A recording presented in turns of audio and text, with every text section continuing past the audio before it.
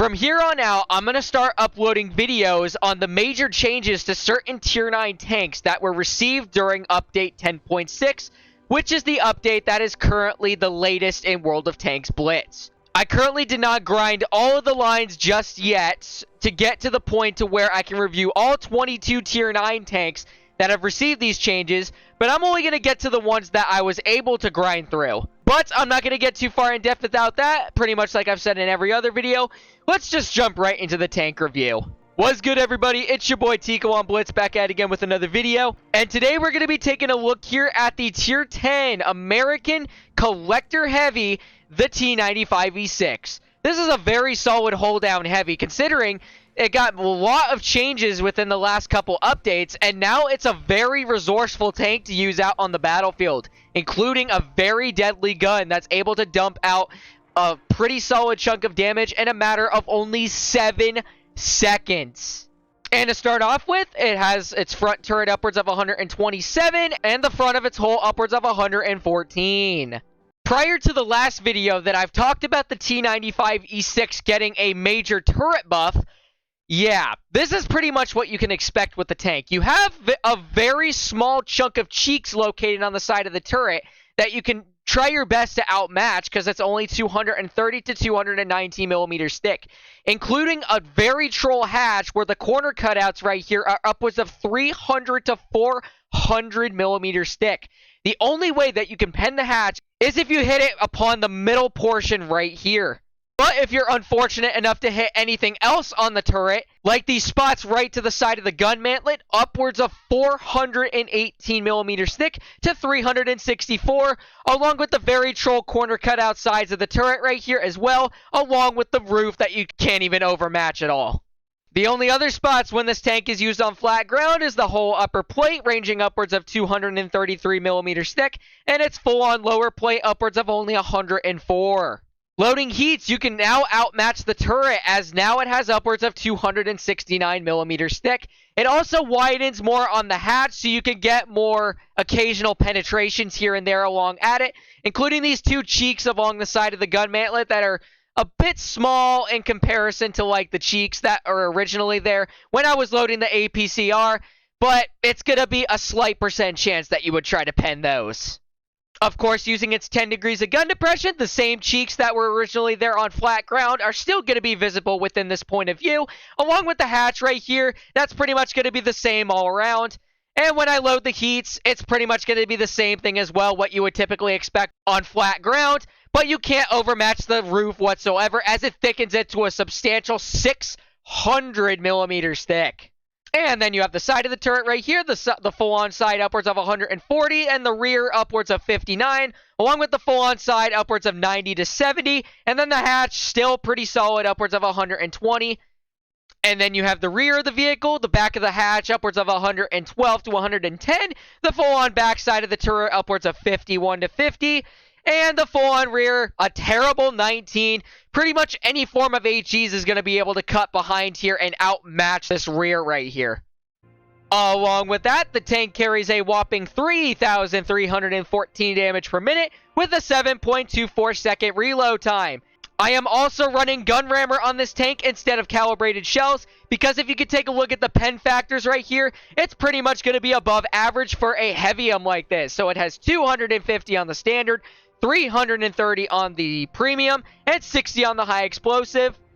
Along with the damage factors, 400 on the standard, 340 on the premium, and 515 on the high explosive. Combined also with the 4-second aiming time with .293 dispersion. And then maneuverability-wise, the tank goes at a top speed of 50 kilometers per hour with a reverse of 15, with a very reasonable power to weight of 21.5. Along with the combat stabilization mechanic to help your aiming reticle aim in to the fullest of its ability if you are at a forward speed no more than 15 kilometers per hour along with that. Alrighty, and here we are in our first game. Let's see, they have an E100, they have an IS-4, and an E75 in terms of heavy. So I'm just going to wait for these two guys to mosey on by, and then just go over here and poke over the ridgeline and see what tanks I can peck off that are trying to cross over to this side. Alright, moseying on through. Let's see how we can fare well. All right, so we're just going to mosey on up just a little bit. We got a Badger spotted right over there. Are we able to overmatch him? Unfortunately not, since I don't have enough pen to cut through him. Gonna wait for him to fire. That's good. So, not able to overmatch his hull again. So, gonna wait for him to poke. Oh, there's the E75. Okay, thank you, Mr. E100, for blocking me. You're lucky these two fucktwats just bounced, or else I would have taken all the blame on you, my boy. Gosh, golly, I love teammates so much. All right, well, there's the Badger. He misses me once again, or was that from my AMX? Or whoever the heck it was. Oh, it looked like it was from him. That's a good chunk of damage you dealt into him, E100. I'm just gonna wait. I can't really pen this Badger unless if he pokes his hole all the way out. Well, he tries to get a shot into him. Up here comes the Yak trying to move on up. And we get a nice chunk of damage dealt into him. So all we can do is just really pen this Yad Tiger, who we are able to get a clearing shot into. That is good. We got the E100 off to the side. The FE215B183's over to the right side. Don't really know what to do about him. So we're going to try... Nope, I cannot pen that. So I'm just going to continue moseying on forward towards these two enemies over here. So now that the that the Badger is moseying on back, trying to bail in the process, I can move over to these guys right here. Got an IS-4 trying to escape. Got a nice shot into him. We got the E100 right here. Let's see if we can farm him to the best of our ability. We're able to get a nice slap into him for 361. We're just going to continue to farm this guy to the best of our ability, along with our 5120 right here. So we're able to get another slap into you for 330. That is good. So we're going to reload once again and get another shot into this E100 right here. There we go, 379. We are going to continue to farm this guy right here. So reloading once again. Get another shot for 425 on a max roll, and he bounced us during the process. So I don't know what our T30 is doing, but we are able to get the clear on him in the process. So we're going to continue moseying on forward over here and get a clear into the IS-4, or not. The shell manages to bounce, unfortunately enough. So we're going to continue moseying on forward to the IS-4 and get a clearing shot into you. That is good. And now the majority of their enemies are basically screwed at this point. So I'm going to have somebody finish off that E75 as I'm going to mosey on over here and get a quick chunk of damage dealt into the 183 over here. So we're going to continue moseying on forward. There you are, Mr. 183. We're going to get a bounce into you. Unfortunately enough, 3, 2. Okay, we couldn't get the clear on you. So they have a leopard that's left. I think he is AFK if I'm not mistaken. So let's see. We're going to be able to farm this guy. Yep, there he is. Wow. That is another disappointing factor that contributes to the downright somewhat not so reasonable playstyle of the T95E6 is the fact that the on-movement dispersion values don't really appear to be on your side in most cases. But I can't complain. This was a very solid game right here, in which we were able to do 3382. We blocked 1600, killed 3, pulled out a second class, along with doing second on the team while at it. Alrighty, and here we are in our second game. So what I'm going to do is I'm going to make my way towards the right side, as we don't really have any mediums. Usually what I like to do is go over to medium side, since I have the gun depression to peck off the majority of mediums on their side. But since we have no mediums, I'm going to continue over here and use my gun depression over towards the right side over here. And so let's see how we can fare well in this one. Alright. So we're just going to poke on right here through this ridge line right here and see what ends up poking. Yep, so there is a 263 right there. Fortunately, the shell goes high, but we managed to get a bounce off of him too. Got an E100 right here as well. So what I want to do is I want to be careful, because I don't want a solid chunk of my hit points to be brought down to literally nothing.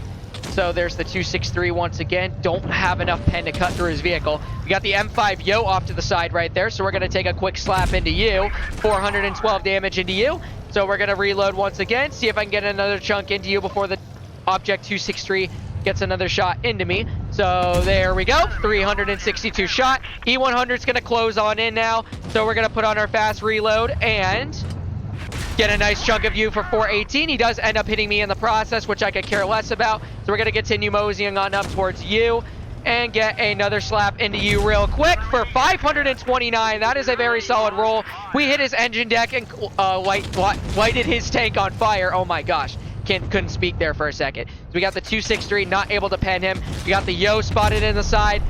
Tried to take a slapping shot into him, but unfortunately the shell missed. So I'm going to continue forward and tunnel this M5 Yo over here, who appears to be all by himself over on this side. So we're going to aim onto you. Fortunately, I don't know what happened to that shell as I was aiming dead straight onto his hole. So we're going to continue moseying on forward. Get another chunk of damage into you for 322. You're going to continue to mosey on forward, I think, if I'm not mistaken. So we're going to go ahead and pull on up to you once again. Get another chunk for 442 into you. You bounce the second one. You appear to be running the second gun. So we're going to aim on you once again. Get another chunk for 389 into your tank. And we're going to mosey in right on behind you right here. 3, 2, 1, and finish you off. That is good. Ooh, this battle does not look pretty well. So I'm going to continue over here. Let's see, am I able to spot some more of their enemies? We got the T30 moseying on through. Nice shot into you for 487. That is a pretty solid roll. Ooh, I didn't even realize the 263 was over here. So we're going to aim on you real quick. Get a nice slap for 357. Oh, thank you, Hori, for that clear. That was a very great maneuver upon your ability. So we got the super conk right here. Not able to get a shell into him. Fortunately, I don't know what that shell did over to the Yag right there. So I want to see if I can help my Hori Type 2. We got the T30 not able to get a shell into him, but we were able to get a shell into the super conk right there. So the Hori's going to try to bail. 3, 2, 1. Can I get a quick slap into you? Ah, he just angled, dang it. Well, yeah, this is a loss whatsoever. So I want to try to bail on out to the best that I can. So we're going to go right on this way. There's the Yak, not able to get a shell into you.